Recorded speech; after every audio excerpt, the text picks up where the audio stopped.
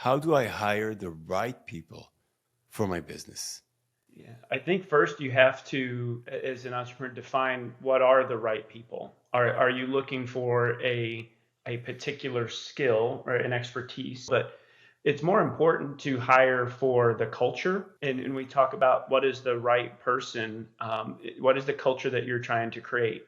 If you're trying to create an innovative and creative space, you want to make sure that you are asking questions, to seek out those innovative and creative type of individuals.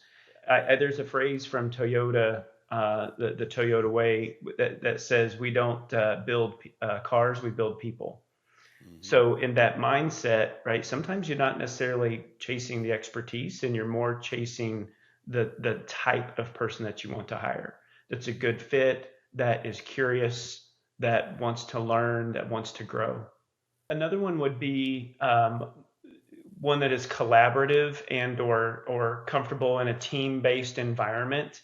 You want to see how an individual may uh, accept that they don't know all the right answers, right? That they need to pull information from others. You may seek individuals that really lean into the strengths of others. They acknowledge that, I may not be good at X, but I'm going to lean into my team member who is, and together, right, we become super, we become powerful, right? Amazing. So find people who work well with other people and are vulnerable enough to say, "This is what I know. This is what I don't know, and I'm open to learn and to be vulnerable and ask for help." This is a very, very important skill, I would say, to Yeah, have, not just a trait, right?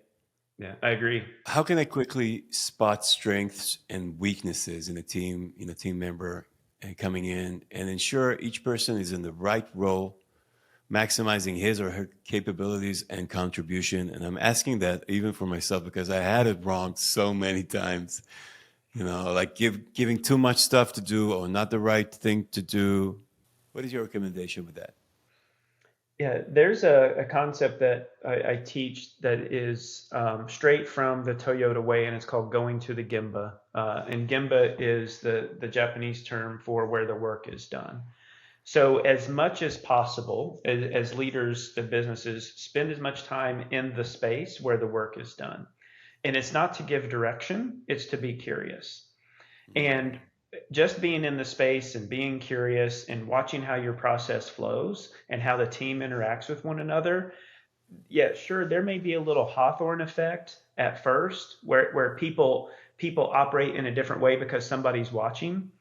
But over time, if you continue to do this and be in the space, those defenses start to lower, and the team will begin to operate more and more like they would on any other day. And then you can start to detect the strengths and opportunities within the team, right? Who may be the natural leader? Who may be the natural coach? Who do people listen to and follow? Right? Who is the deep thinker that provides valuable insight? Who is the person on the team who thinks of things in a different way that compels the team to a new and different normal, right, or standard. You only learn those things by being in the space and spending time in the space and being curious. Yeah, you're also going to learn about your own processes. Mhm. So yes, you are identifying the strengths and opportunities of your team, but you're also understanding where is your process beating your team. So what is the phrase, like bad process will defeat good people. Mm. If you are asking good people, strong team to operate in a bad process, you're going to learn that at the same time. So wait, Let me what write you that down. yeah, what you may see as initially, right? Maybe on your first day, Patrick, that like this is a clear weakness for him, or that's a clear opportunity for him. He's really struggling.